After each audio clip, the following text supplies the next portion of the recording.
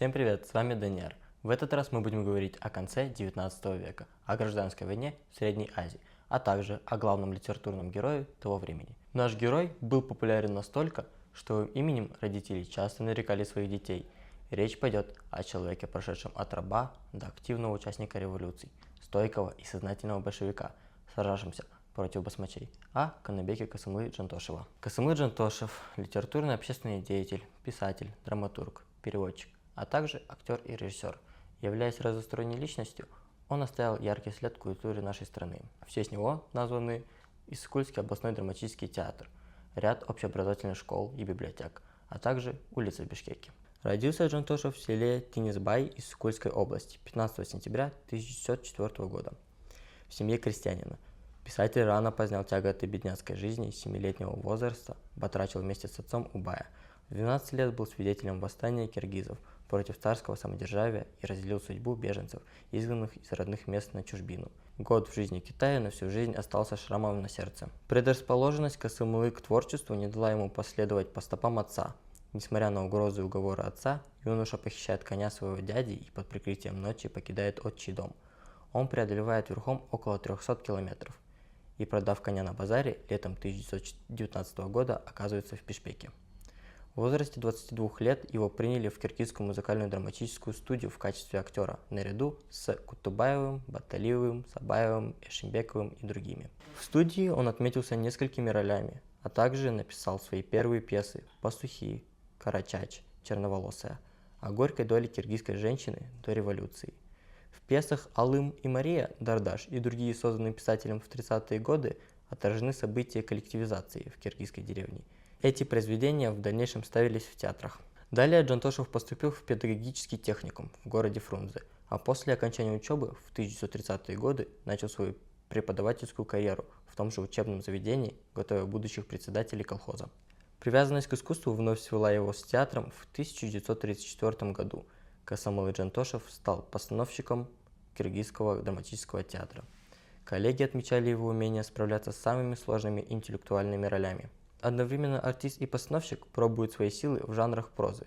В 1938 году издали повесть «Экиджаш. Молодые», а в 1939 и 1941 годы первые 2 тома приключенческого романа «Каныбек». В 1942 году создана им героическая драма «Курманбек» по мотивам народного эпоса «Пьеса «Месть» о героизме советских партизан. В послевоенные годы Джантошев написал пьесу «Певец народа», посвященную Токтагулу Сатылганову. Умение писать помогло ему стать редактором Киргизского государственного издательства. На этой должности писатель проработал 5 лет, после чего его назначили начальником управления по искусству Народного комиссариата Киргизской ССР. В 1948 году вышел 3-й том, а в 1958 – 4-й том романа «Каныбек». Этот роман и драма «Курманбек» вошли в золотой фонд киргизской национальной культуры. Перу писателя также принадлежит роман «Чабан из Хантенгри» 1963 года, повесть «Телек. Мечта» 1949 года, «Чилунду Джаштар. Пламенная молодость» 1951 года.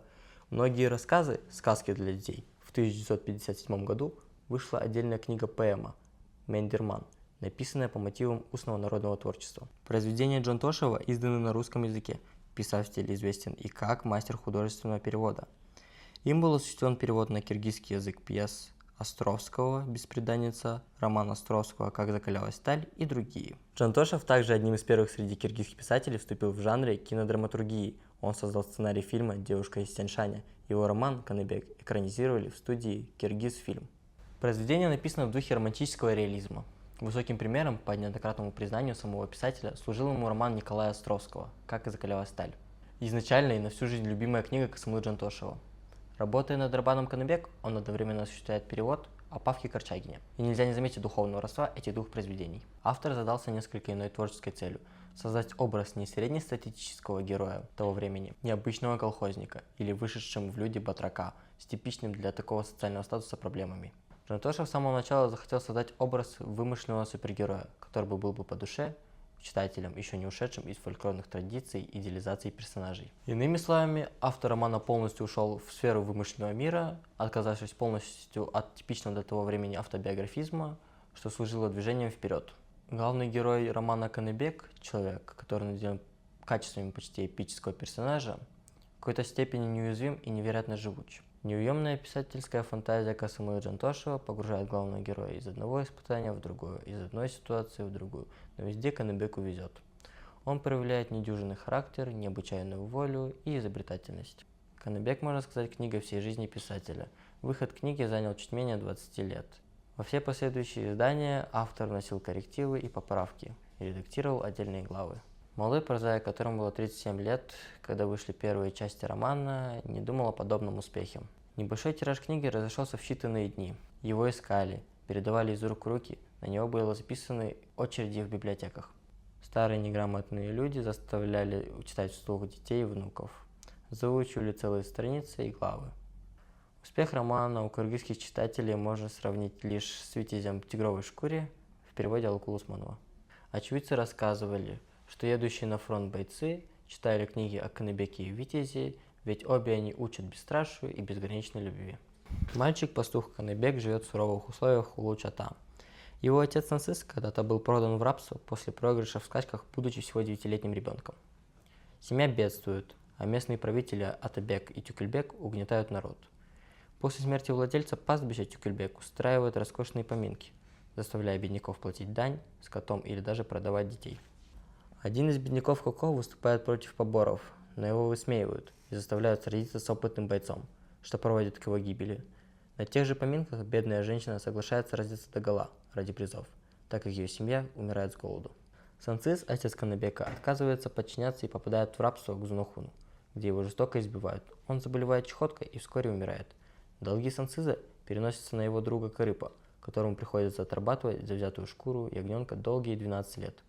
Опасаясь, что Каныбека могут забрать в рабство, Карып помогает его матери Аджар бежать. В пути на них нападают волки, но их спасает охотник Джалой, который дает им кровь на ночь и рассказывает трагическую историю своей любви с девушкой Равшан. После их расставания с Джолаем беглецы попадают в плен к тубунщикам, а затем оказываются схвачены слугами Тюкельбека. Аджар разбивают, а Каныбека продают в рабство Зунохуну.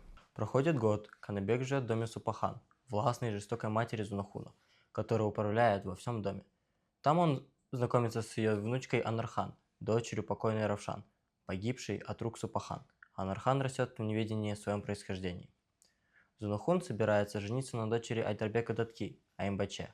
Когда он замечает симпатию между Каныбеком и Анархан, он решает убить мальчика. Однако его отвлекает срочное письмо от Айдарбека Датки, требующее передать Каныбека ему в услужение. Айдарбек Датка – богатый, безжалостный человек. У него 2 жены, старшая Салтанат, родившая ему 3 детей, и младшая красавица Эркеаим, живущая в роскоши. Однако дочь Айдарбека Аймбача оказывается грубой, неряшливой и далекой от представлений о женской красоте. По пути к Айдарбеку Датке Каныбек встречает друга детства Алыма, который теперь живет с Карыпом, его семьей. Он рассказывает Каныбеку, что его мать продана в рабство.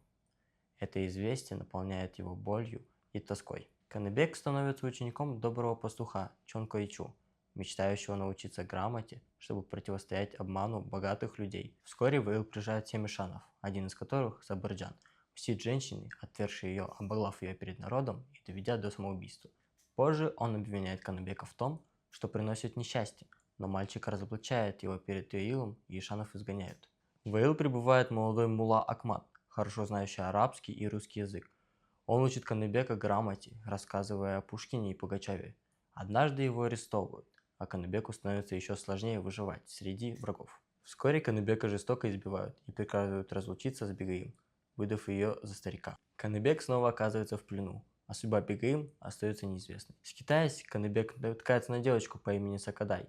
Она отводит его к своей семье, состоящей из старика и пожилой женщины. Постепенно выясняется, что это Джолой и ослепшая от горя и несчастной доли мать Каныбека, Аджар. Семья воссоединяется, однако счастье было недолгим. Их находят Джигита Тюкельбека и хватают Каныбека. Несчастная Аджар, во 2-й раз потерявшая сына с помощью Джолоя, перебирается на китайскую землю, где жил Карып. Алым едет спасать Каныбека и устраивается работником к Зунохуну. У Самсахуна и Айбадак Алым узнает, в какой тюрьме сидит Каныбек. Около тюрьмы он встречается с Личаном, а затем уходит от Зунохуна к своему другу. Вместе они пытаются освободить Каныбека, но терпят неудачу. Личан заболевает, и Алым устраивается работником к Керимахуну, мужу Анархан.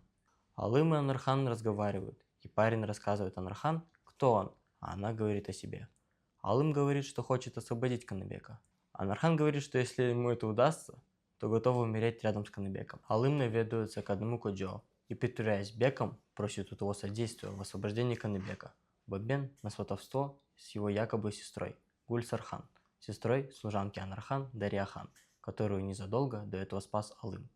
Коджо очарован красотой девушки и соглашается. В это время Супахан наведывается к Анархан и просит вернуть ее работника Алыма. Анархан отказывается, и тогда Супахан пишет письмо к Керимахуну, где говорит, что Анархан и Алыма интрижка в отсутствии ее сына. Керимахун в гневе возвращается домой, хочет убить Алыма и жену, но храбрый Анархан ругается с ним, и Керимахун просит прощения за свои подозрения и уезжает назад. Алым берет деньги у Коджо и на них подкупает стражника в тюрьме. Каныбек освобожден. После освобождения Каныбек женится на Анархан, а Алым на Дарьяхан. Все вместе они сбегают из города. Каныбек и Алым пытаются разузнать о Бегаим, но им говорят, что она умерла. Чума рассказывает Каныбеку, что Акмат Молдо вышел из тюрьмы и живет в Аше, но где-то лишился ноги и теперь нищенствует. Каныбек едет повидаться с бабушкой и дедушкой. Старики очень рады внуку. На следующий день Каныбек едет к Чоко и просит передать Джилою, что навсегда отдает ему украденного когда-то у Датки коня Акджала. Каныбеку хотелось съездить к Акмату, чтобы рассказать обо всем и посоветоваться. Что же делать дальше? Но он понимал, что это опасно. Со временем на след Каныбека и его семьи, друзей уходят. Каныбек и его близкие решают перекочевать из родных мест к Чоко. Каныбек с близкими обживаются в новом месте. Однажды приходит письмо от Акмата. Он рассказывает, что хотел бы повидаться, но очень болен. Учителя привозят в аил Каныбека. За ним ухаживают, кормят, лечат, и постепенно мужчина идет на поправку. Акмат рассказывает Каныбеку о годах, проведенных в Сибири. Когда ему становится лучше, Каныбек дает ему лошадь, одежду, и Акмат уезжает в Ташкент. Каныбеку приходит письмо от Бегаим, в котором она сообщает, что ей сказали, что Каныбека повесили. Поэтому она вышла замуж за другого человека и совсем недавно родила мальчика, которого назвали Каныбеком. Она предупреждает Каныбека о том, что его до сих пор ищут по приказу Баев. Проходит время, в аил наведывается Алымбек Датка собирать налоги. Каныбек и жители аила с позором прогоняют его, отобрав лошадь и вынудив возвращаться пешком. Однажды в аил приезжает Адыл, который сообщает Каныбеку о том, что Алымбек Датка, Саранбай и Айдарбек Датка готовятся напасть на их аил. Адыл уезжает, а Каныбек так и не узнает, что это и есть новый муж его Бегаим. Как-то раз Адыл проезжает мимо реки и увидел окровавленную женщину, которая хотела умереть. Адыл ее спас, привез домой, выходил, а позже женился на девушке. Враги нападают на аил, но Каныбек с друзьями одерживают над ними верх. Айдарбек Датка стоит на колени и просит о пощаде. Айдарбек Датка и Сооронбай Болуш борются за место волосного. Скоро выборы. Сооронбай приезжает с дарами к Каныбеку и говорит, что хочет породниться. Каныбек тепло принимает его, поверив бывшему врагу на слово. Сооронбай приглашает к себе Каныбека и Айдарбека Датку. Когда те приходят, он вместе со своими людьми хватает их и отдает полиции, рассказывая, что они якобы покушались на него. Таким образом, Сооронбай устранил и заклятого врага, и конкурента одновременно. Каныбек отправляют в Сибирь. В аиле царила гнетущая атмосфера, все словно вымерло. Не слышно было ни детского смеха, ни звуки домашнего скота. Аил пережил страшные бедствия. За весну оспа унесла жизни более 2 десятков детей, а затем тиф погубил еще 50 человек. Некоторые семьи вымерли целиком. Кроме болезней и смерти жителям аила угрожали враги с двух сторон. Волосной старшина Сооронбай и Айдарбек Датка с одной стороны и Зунухун с другой. Они жаждали мести и расправы над Каныбеком, Чоко и их сторонниками. У Анархан есть маленький сын, Эркин, от Каныбека. Карыб заболел. Вскоре умерла Аджар, сильно страдавшая от горя. Жители аила оказались в безвыходном положении. Они перестали ездить даже за товарами и зерном, опасаясь нападения. Чоко вынужден был заявить на сходке, что больше не может никому приказывать и просит прощения, если в чем-то виноват. Люди начали тайно покидать аил по ночам. На следующий день Чоко собрал оставшихся жителей аила и объявил, что уезжает. Он предложил Анархан поехать с ним, но та не смогла решиться. Вечером Чоко со своей семьей покинул аил. Анархан и Дарьяхан проводили их, а затем остались сторожить тропинку, ведущую в аил. Возвращается Алым и рассказывает, что видел Каныбека и что тот сидит в тюрьме. На семейном совете было решено, что Анархан вместе с Акадай и Эркином отправятся в Ош, а Карыб с Кюлемкан в сторону Кутубакыта. Алым отпустил с ней Дарьяхан. В Сибири Каныбек знакомится с революционерами.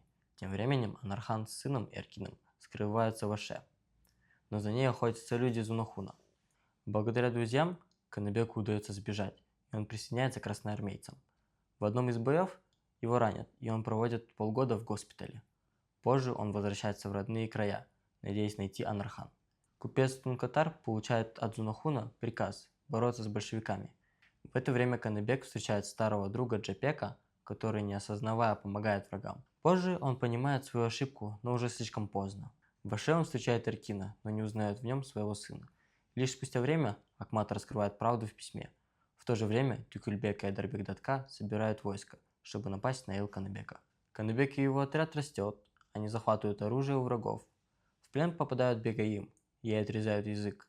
Каныбек и его отец узнают ее, но она умирает у них на руках. Берды, ослепленные ненавистью, убивают людей. Узнав, что его дочь подверглась насилию от басмачей, он бросается с обрыва. В последнем бою Каныбек побеждает врагов и воссоединяется с Эркином и Анархан. В финале он поднимает красное знамя, символизируя новую жизнь и окончание борьбы. В заключение я бы хотел сказать, что творчество Джантошева навсегда останется наследием, которое вдохновляет и будет еще вдохновлять многие поколения благодарных читателей. С вами был Даниэр. Впереди вас ждет много интересного. Всем пока!